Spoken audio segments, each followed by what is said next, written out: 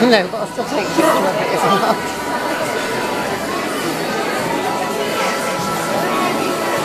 There it is now. Oh, good.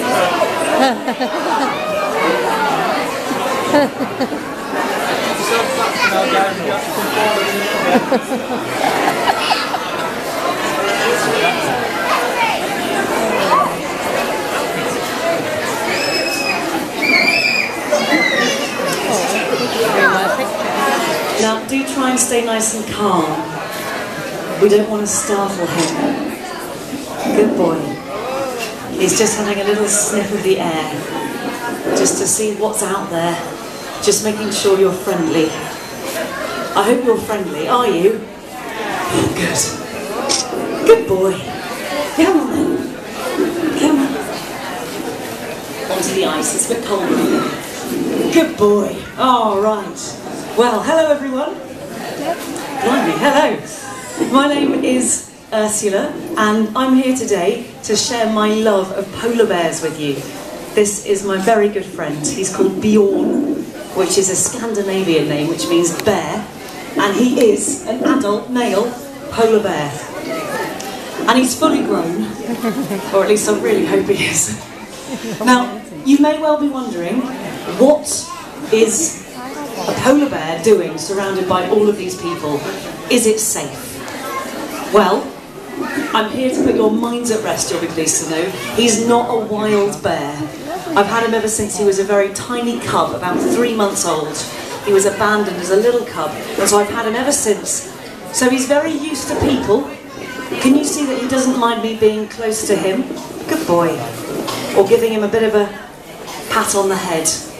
Or maybe if he's lucky, maybe just a little bit of a tickle behind the ear. I think he rather likes that. Good boy. And he's had a massive lunch today, so I think we're going to be all right. Now, this is a bit of a rare experience for you, to get a little bit closer to a polar bear than you normally would want to in the wild. And maybe, if you're feeling brave enough a bit later on, you might want to give him a bit of a tickle behind the ear for yourself. But before we do that, I just want to check that we know a little bit about polar bears before we start. So, the way I'm going to do that is by testing your polar bear general knowledge. So, hands up. Who can tell me where in the wild polar bears live? Does anyone know? What, in the water? Very well done. What do you think? Antarctica. Antarctica. Ah, that's a really good guess. But you know what? It's not quite right. It sounds a little bit like the Antarctic, but in fact, it is. Yes, young man? Now, Antarctica and the South Pole is the same area. It's right at the bottom of the world. Polar bears don't live there. Where do they live? What do you think? North Pole. The North Pole. Well done. They live in the North Pole. Only in the North Pole. In the Arctic. Now, the word Arctic comes from the ancient Greek word Arctos, which means bear. So, Arctic literally means with bears, and Antarctic means without bears. It's absolutely freezing in the Arctic. It gets down to about -40 degrees on a regular basis. That's just a normal day in the Arctic. To give you an idea of how cold -40 degrees is, if I was in the Arctic right now, drinking a boiling hot cup of tea, and I spilt that tea on the floor, it would freeze before it got to the floor. It's pretty cold. But can you see that polar bears are really well designed for living in freezing temperatures? He's covered in a really thick fur, isn't he?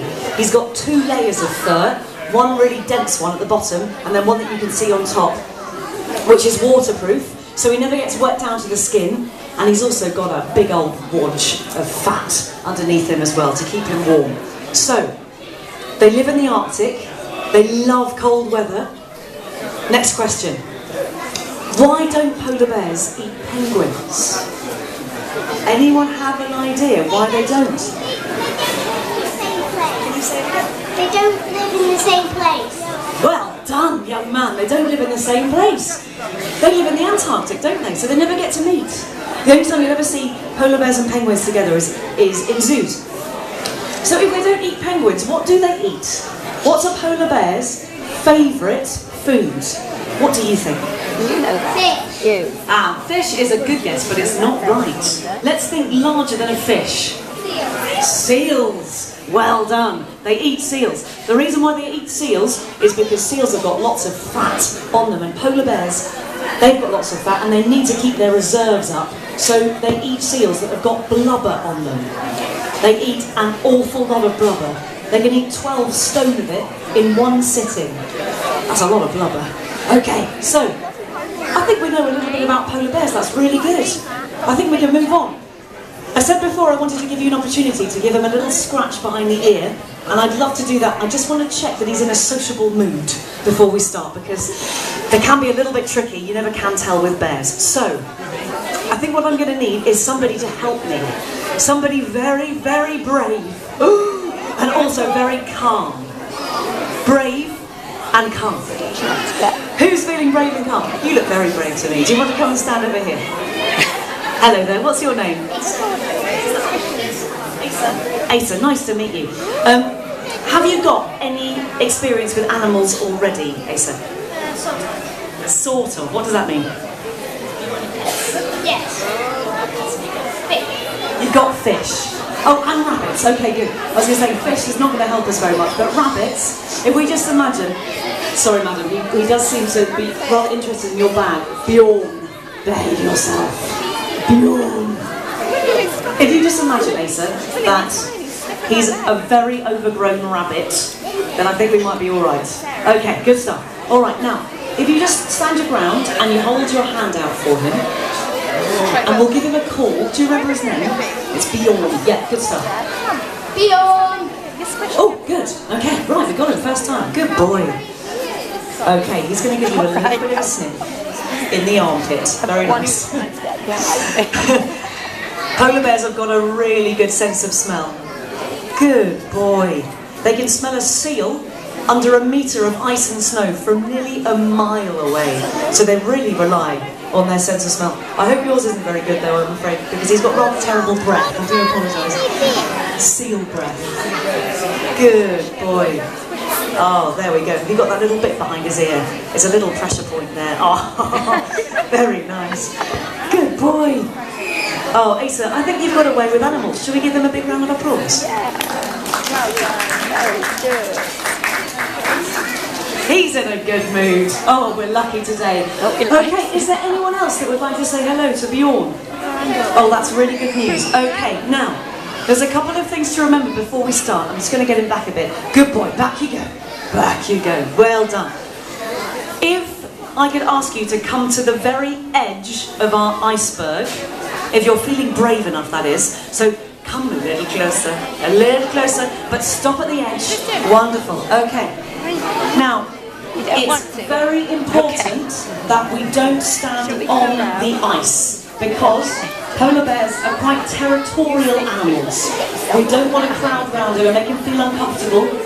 It's a very tiny iceberg, and I think it's melting rapidly. So if we keep it as big as possible, that's really good. And so if you just stand your ground and hold your hand out for him, just like Asa demonstrated really nicely. Good boy. That's right, good boy. Now, if anyone's got anything sticky on their hands, festive stickiness, mince pies, lollipops, just give your hands a bit of a wipe on your trousers. Or someone else's trousers. You can make friends. It takes a long time to shampoo a polar bear. They're massive. They don't like it. I tried last week. It's a terrible experience.